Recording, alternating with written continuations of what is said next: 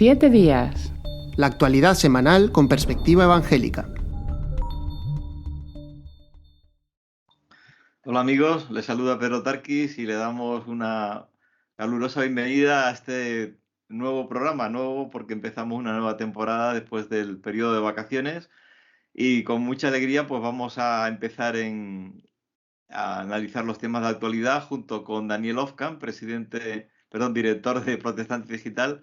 Muy bienvenido, Daniel. Hola Pedro, muchas gracias. Y Jonathan Soriano, redactor de Protestante Digital también. Hola Jonathan, ¿qué tal? Hola Pedro, muchas gracias y muy contento de empezar una nueva temporada. Bueno, pues nada, arrancamos con ganas en esta nueva normalidad, aunque lo que sí que está pasando no es normal, porque vamos a empezar a hablar de una desagradable situación, por llamarlo de alguna forma, que ha ocurrido en una iglesia de Vinaròs, en Castellón de la Plana, y que nos va a introducir Daniel Ofkan. Adelante, Daniel.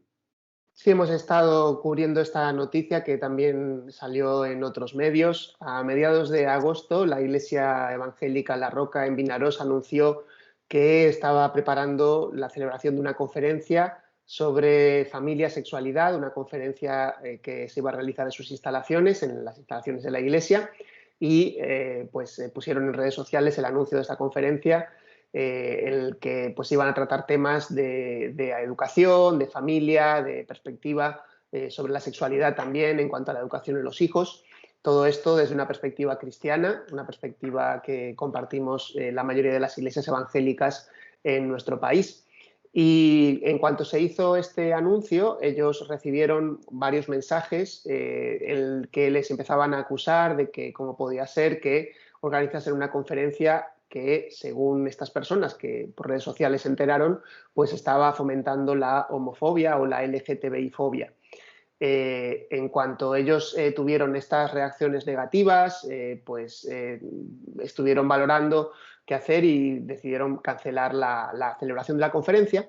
Sin embargo, el grupo Castelló LGTBI, un grupo de la misma provincia, quiso seguir adelante con la denuncia y en un sentido el acoso hacia la Iglesia, en este caso un acoso mediático podríamos decir, porque acudieron a los medios de comunicación y fue tanto en el periódico El Mundo como luego en un reportaje en la televisión El Punt, donde se plasmó esta historia. Según lo que se podía leer en el reportaje del Mundo, había una iglesia evangélica que estaba organizando una conferencia que era de carácter homofóbico o LGTBI-fóbico. Castelló LGTBI amenazó con denunciar ante la administración incluso a la Iglesia de la Roca en Vinaròs, cuestionó que estuvieran recibiendo subvenciones en alguna de sus entidades asociadas. La Iglesia de la Roca en Vinaròs tiene 2 asociaciones con las que trabaja en el ámbito social para ayuda de los más desfavorecidos y también para la dinamización de actividades para niños y adolescentes en la zona. Y cuestionando también y preguntando cómo podía ser que el ayuntamiento o las instituciones pudieran estar trabajando también junto con ellos. Evidentemente, desde la Iglesia se mostraron muy sorprendidos por esta reacción y esta forma tan frontal de confrontar lo que era una actividad de Iglesia, una actividad como las que se realizan de manera bastante habitual. Hay que decir que también no solo se les atacó por la organización de esta conferencia, sino que dentro de los reportajes a los que se dio difusión en los medios, se plasmaron algunos mensajes, algunas predicaciones que también se sacaron de contexto y que, según los acusadores, también mostraban esa tendencia a la LGTBI-fobia en la Iglesia evangélica. Ante esto, la Iglesia reaccionó primero enviando un comunicado en el que pedía disculpas en el caso de que alguien se hubiera podido sentir ofendido y también mostraban claramente que su intención siempre es el bien de la comunidad, el estar de alguna manera ayudando y guiando a las personas, predicando el Evangelio y también difundiendo lo que ellos consideran que es su perspectiva sobre estos aspectos, como puede ser la familia y la sexualidad. y defendiendo la idea de que cualquier persona en nuestra sociedad debe tener libertad para poder expresar sus ideas. Y también hace esta misma semana, el lunes, la Alianza Evangélica Española ha sacado un comunicado al respecto. La Alianza Evangélica Española explica que realmente este ataque que se ha vivido por parte de un grupo LGTBI hacia la Iglesia es una muestra de autoritarismo e involución democrática, y consideran preocupante que se haya producido esta amenaza, ya que todavía no hay una denuncia formal, pero sí esta amenaza de denuncia hacia la Iglesia por estar organizando unas charlas en lo que es de acuerdo a su perspectiva, a su doctrina, a su creencia sobre cosas que tienen que ver con la familia, con la educación, con la sexualidad, aspectos que en este caso pues probablemente sean diferentes de los que este grupo LGTBI pueda defender. Quizás por rematar un poquito toda la información, es decir, que lo que ellos interpretan como homofobia es un curso que simplemente se anuncia, entiendo que el título es Familia y Sexualidad o algo parecido, y que da además a alguien tan poco, vamos a decir, agresivo como Juan Varela, el director del Instituto de Familia, o sea que, pero que simplemente el título, ni siquiera se llegó a poder exponer el contenido del curso en sí. O sea que fue lo que... Y las predicaciones, pues decir que una de los que ellos cogen y sacan como homofóbico es la lectura del texto de Romanos, donde entre otros muchos pecados, pues considera que la práctica de la homosexualidad pues es contraria a la ética cristiana, ¿no? Algo en fin, que es un texto bíblico, ¿no? O sea, se interprete como se quiere interpretar, pero que es un trozo de la Biblia sin más. Es así, ¿no? Sí, así es. Ellos estuvieron viendo, parece, algo del canal de YouTube de la Iglesia para también rebuscar y encontrar alguna cosa que pudiera parecerles que vaya en contra de lo que ellos consideran su modo de vida o la manera en la que ellos puedan entender la sexualidad o las relaciones. Y bueno, se da un choque, hay un choque ideológico y hay un choque entre lo que la Biblia dice y lo que también, en este caso, las iglesias evangélicas mayoritariamente defienden y lo que gran parte de nuestra sociedad entiende sobre cómo tienen que ser las relaciones, no solo con el tema de la homosexualidad o de la transexualidad, sino con aspectos como puede ser el adulterio o como puede ser el matrimonio. Pues evidentemente hay un choque porque lo que plantea la Biblia en cuanto a la sexualidad, en cuanto a la familia, pues es algo que mucha gente hoy ya tal vez no comparte, pero que los creyentes, los cristianos, consideramos que es un plan bueno y es algo bueno para las personas que puedan seguir ese camino. Entonces, bueno, pues aquí se produce también este choque de ideologías, podríamos decir, pero el problema está en cuando una ideología intenta imponerse o intenta de alguna manera que su criterio sea el único que esté presente en la sociedad y aún más que sea el único que sea posible de difundir incluso en ámbitos tan cuidados y que merecen tanto respeto como es el ámbito de una reunión de una iglesia o en cuanto a la práctica religiosa de un grupo que evidentemente también están protegidos especialmente por los derechos humanos y por nuestra Constitución. Claro, yo creo que es importante lo que has dicho en el caso de matrimonio, que el ideal cristiano es la defensa de la fidelidad del matrimonio, pero en absoluto se promueve el odio a aquel que no es fiel dentro del matrimonio, que entiende otra forma. Simplemente uno defiende su forma de percepción de lo que es el ideal de vida, ¿no? Y que eso se interprete como odio, pues ya indica una cierta, ¿no?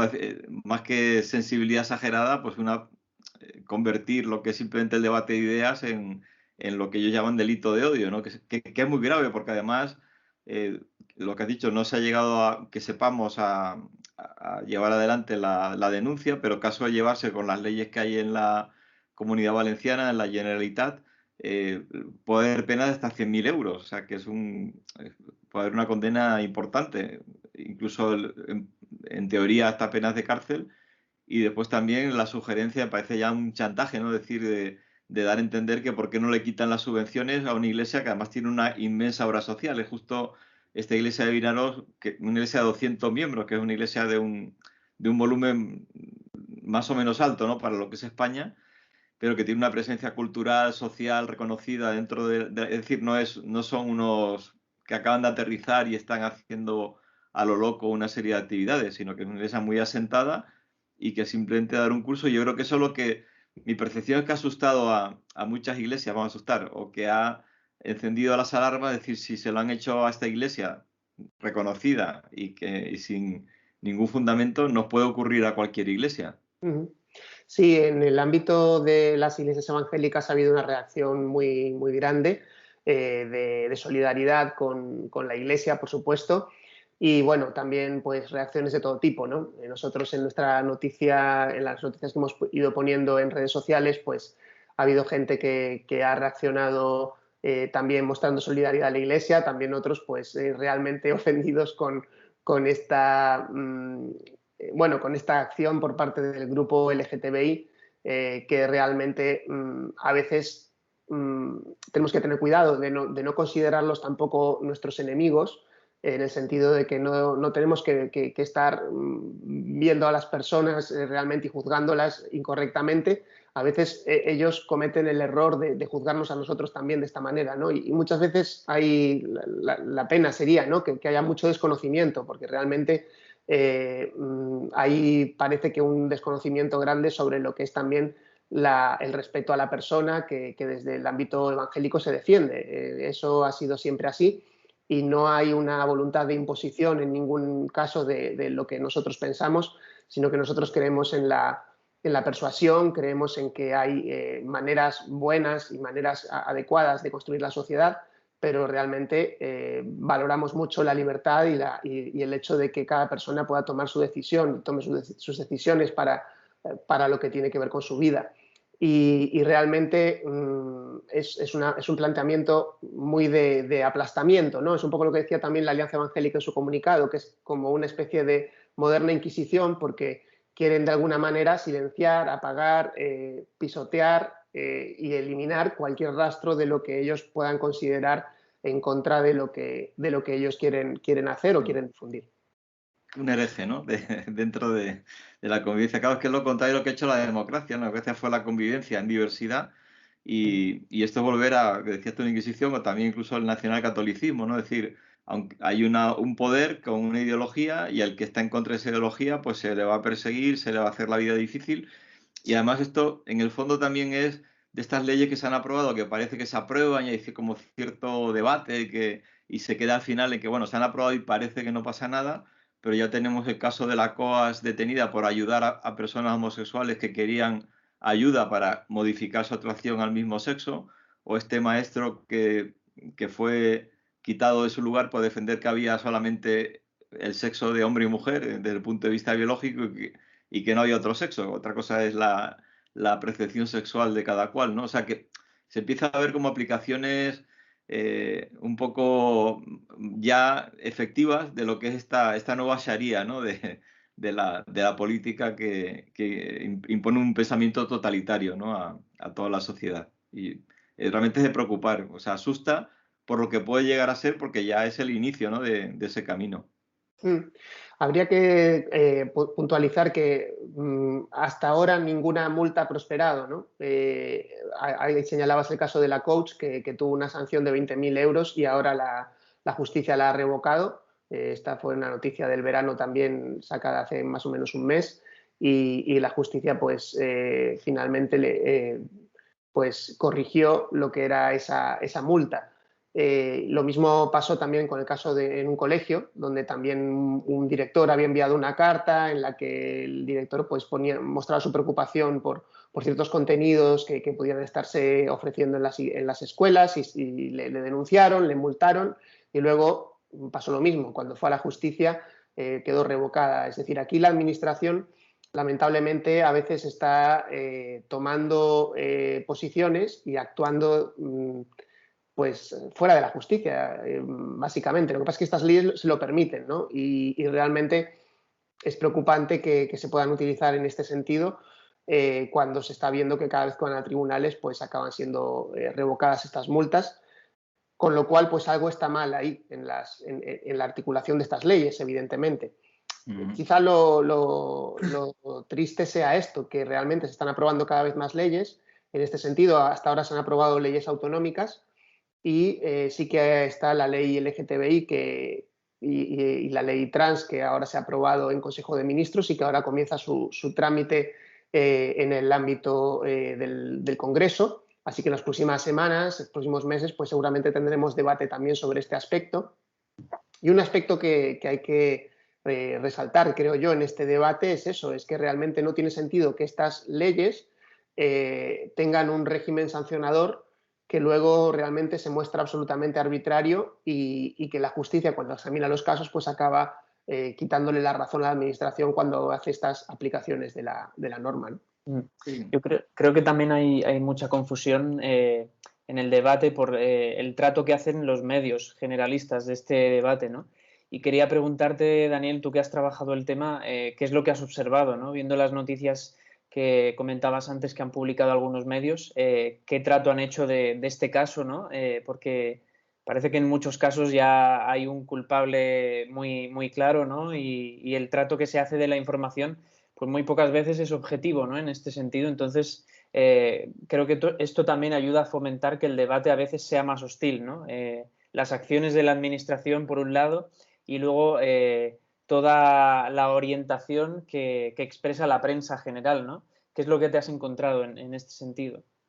Creo que en el ámbito mediático hay un clima de preocupación lógica con todo lo que tiene que ser, todo lo que tiene que ver con las agresiones, con la violencia hacia el colectivo LGTBI, hacia otros colectivos que están pues sufriendo cada cierto tiempo pues ataques, y todo esto evidentemente genera una preocupación lógica que a veces a nivel mediático se amplifica y se acaba extendiendo hacia quien no lo merece también, porque por ejemplo en este caso no hay absolutamente nada de discurso de odio o de homofobia o de LGTBI-fobia en la organización de esta conferencia, pero por extensión parece que se puede acabar llegando a ver cualquier cosa que no vaya en esa línea como un ataque. Y esto es un discurso que lamentablemente hay medios que sí que lo están difundiendo y que están cayendo en ello. Hay que decir que también, por ejemplo, en el reportaje de El Mundo, a mí me extrañó muchísimo que hicieron un planteamiento muy de dar voz solo a una de las partes, es decir, no estaba por ningún lado ni una pregunta a la Iglesia, ni a los que daban la conferencia, ni intentar averiguar algo más, simplemente se plasmaba la perspectiva de lo que el colectivo que denunciaba estaba haciendo. Entonces yo creo que ahí también sí que hay una responsabilidad por parte de los medios que no ayudan cuando tratan estos temas con ligereza y no plantean esto como un espacio en el que puede haber diferentes ideas, sino que simplemente pues, es todo ataque o todo discurso de odio, y realmente hay que ser cuidadosos, y con eso también nosotros como medios tenemos que ser cuidadosos de también no fomentar lo mismo en ninguna dirección.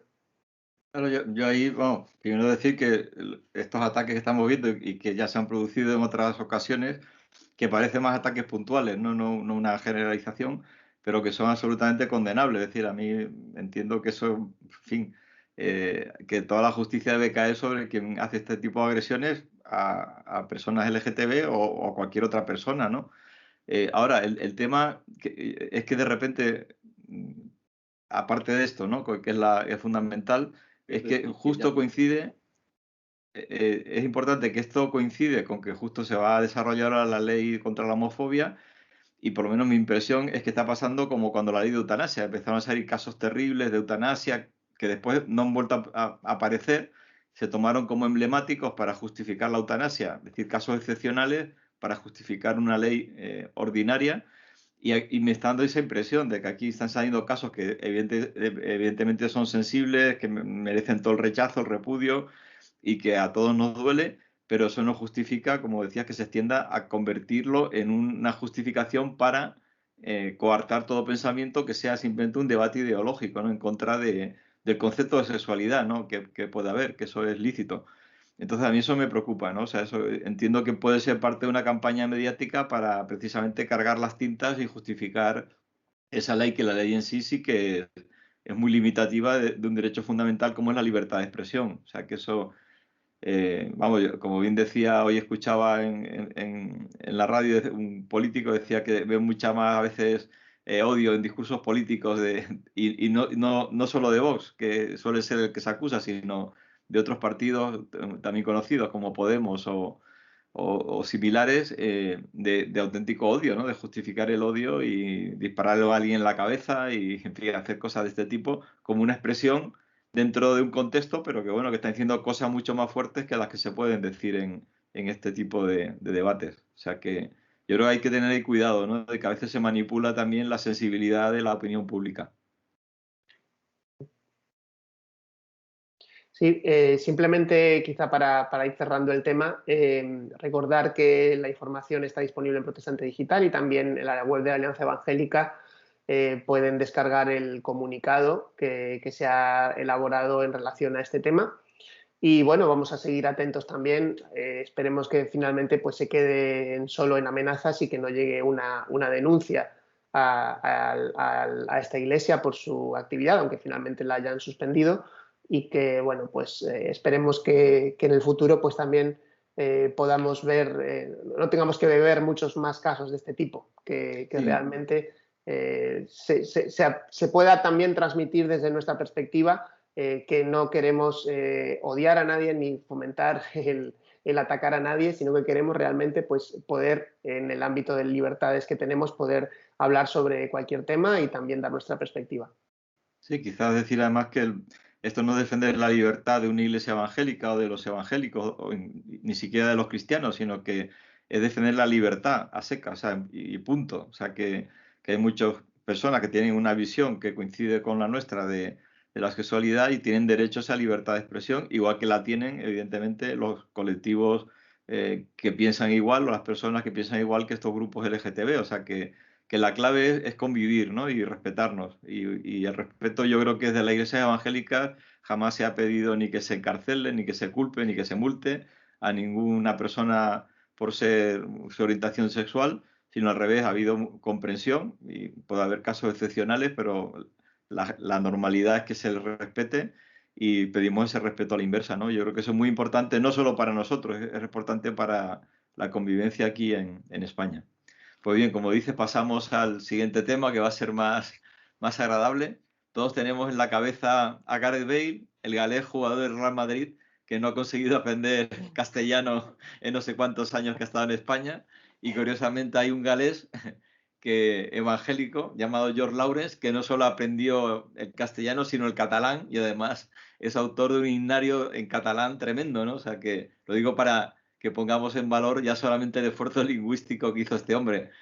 Cuéntanos un poquito, Jonathan, de esta inmensa obra que hizo George Lawrence. Bueno, me ha gustado mucho la introducción, Pedro. Me parece muy conveniente. Sí, sí. Igual es que George Lawrence no tenía como preferencia el golf en su vida. Exactamente, eso ayudaría mucho. Eso puede ser también. Pues como dices, Pedro, este año se cumplen 125 años, una buena cantidad de años, de la aparición del himnario en catalán que editó y publicó George Lawrence, como decías, que es un misionero galés muy querido en Cataluña. Lo publicó en 1896 a forma póstuma, porque él había fallecido en 1894. Y como decía, este año se cumplen esos 125 años. Es curiosa la historia de este himnario porque no solamente implica la vida de George Lawrence y su trabajo como misionero, sino que también implica el de su hija mayor, Elizabeth Lawrence, que fue una letrista también muy, muy reconocida y que tradujo muchos himnos que estaban originalmente escritos en inglés al catalán, ¿no? La labor de padre e hija, por decirlo así, han permitido que este himnario haya ido sumándose a otros himnarios que han ido apareciendo a lo largo del siglo XX en Cataluña, y son himnos que han sido cantados por generaciones de creyentes evangélicos en las diferentes iglesias del territorio catalán. También es llamativo que todo este hito histórico, todo este acontecimiento histórico pase desapercibido también para muchos creyentes en las iglesias. De hecho, una de las personalidades públicas que recordaba el aniversario de este himnario en catalán no es de trasfondo evangélico, sino que viene del trasfondo político, y es el historiador Josep Lluís Rovira, que en un artículo también en un medio secular aquí en Cataluña se hacía eco de la relevancia de este himnario y del acontecimiento del 125 aniversario.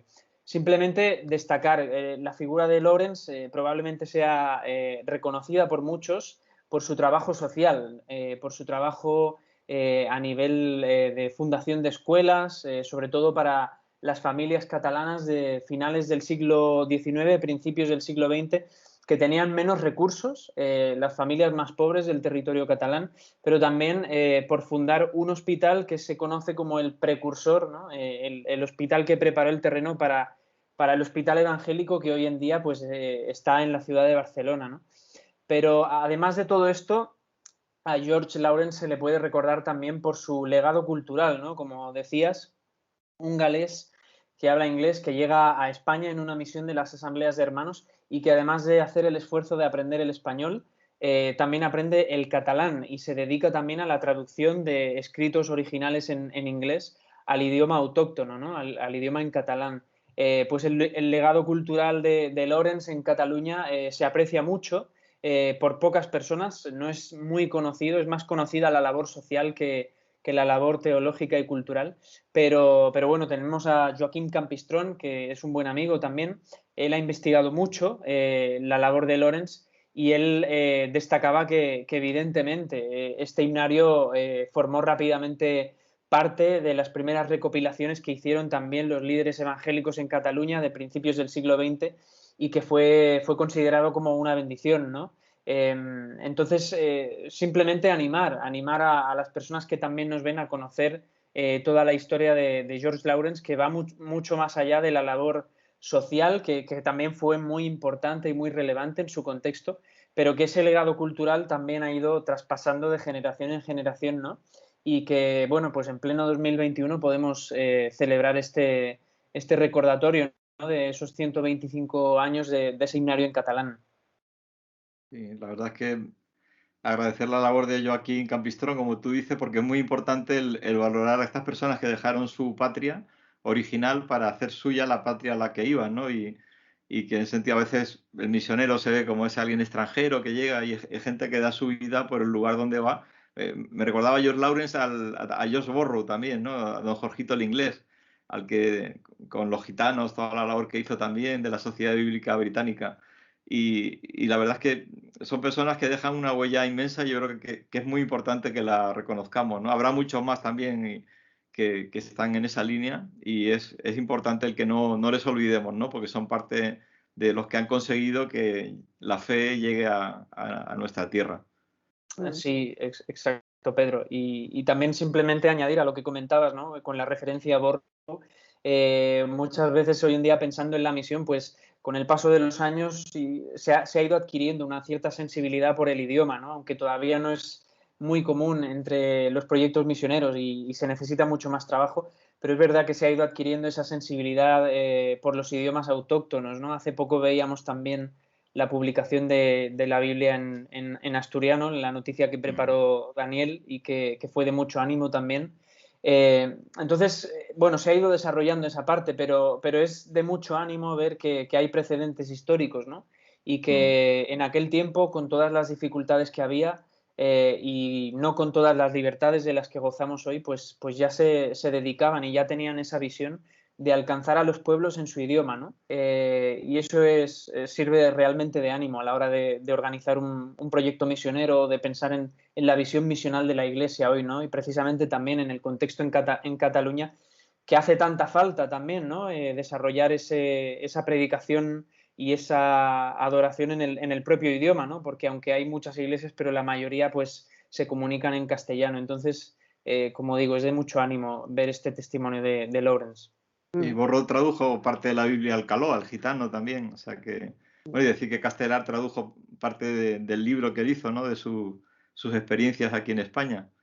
O sea que necesitamos gente seguir manteniendo ese espíritu, sí, es verdad. Pues nada, desde aquí le agradecemos a George Lawrence también impulsó el Ministerio de la Mujer, veo aquí en las noticias, o sea que bueno, fue un avanzado total, ¿no? Sí, exacto, sí. También, como decía, a nivel teológico, su trabajo en Cataluña también abrió puertas a algunos aspectos que en aquella época pues estaban todavía muy limitados. De hecho, era curioso que para hacer el reportaje que podéis encontrar en la web de Protestante Digital, contactamos con la bisnieta de Lawrence, con Cristina Evangelina Lawrence, y ella nos explicaba que él era misionero de las asambleas de hermanos de Reino Unido, y que incluso no solamente Cataluña y el territorio al que fue enviado como misionero se benefició de su labor, sino también la propia organización, la propia denominación, que vio una abertura en muchos aspectos, como por ejemplo el del Ministerio de la Mujer también, ¿no? Y simplemente para acabar, decir que todos los que estén interesados también en conocer más acerca de la figura de Lawrence y estén cerca de la zona o tengan todavía algo de vacaciones, pues en el pueblo en el que falleció Lawrence, en Caldas de Montbui, que está cerquita de Barcelona, ahí está Joaquín Campistrón, como decía, que él ha organizado toda una ruta por el pueblo. En el pueblo se le dedicó una calle hace tiempo, y también hay otros elementos de su memoria, ¿no? Por ejemplo, él está enterrado allí, está su tumba, y como digo, pues Joaquín Campistrón organizó una ruta y se le puede contactar y se puede solicitar realizar esa ruta. Así que las personas que estén interesadas pueden consultar la información en la página de Protestante Digital. Muy bien, pues les animamos a unir el cultura con ocio y con profundización en la vida de estas grandes personas que nos han precedido en la fe. Pues no sé si queréis añadir alguna cosa más, algún apunte. Hay 80.000 temas de actualidad en esta semana: Afganistán, el Reino de Argentina, en fin, para qué contar, ¿no? Cantidad de cosas. El Premio Unamuno, que también se acerca, pero bueno, si queréis mencionar algo así para terminar. Bueno, estamos empezando la tercera temporada, por así decirlo, de nuestro programa 7 días, y simplemente decirle a las personas que si tienen sugerencias o alguna idea que nos quieran transmitir, que ya saben que nos pueden escribir.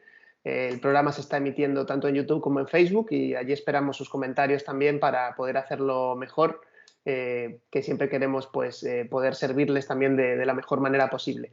Y nada más, recordar nuestras webs: Protestante Digital, Evangélico Digital, Evangelical Focus. Ahí estamos todos los días trabajando, como decía ahora Pedro, para poder estar informados y poder ser útiles también al servicio del pueblo de Dios. Así es, y también, bueno, el programa sale en varias radios evangélicas, que sepamos, en Onda Paz, en Radio Televisión Vida, en Dynamic Radio. Agradecerles a ellos también que den esta difusión a este programa, y desde aquí les saludamos y le damos un fuerte abrazo. Y bueno, pues también a todos ustedes, muy bienvenidos o bien hallados, depende de cómo se quieran colocar, y les esperamos la próxima semana, que vamos a empezar a hacer entrevistas con invitados también, que seguro que va a ser de mucho interés. Pues nada, Daniel Ofka, Jonathan Soriano, muchísimas gracias, y se despide de ustedes deseando que Dios les bendiga, Pedro Tarquis.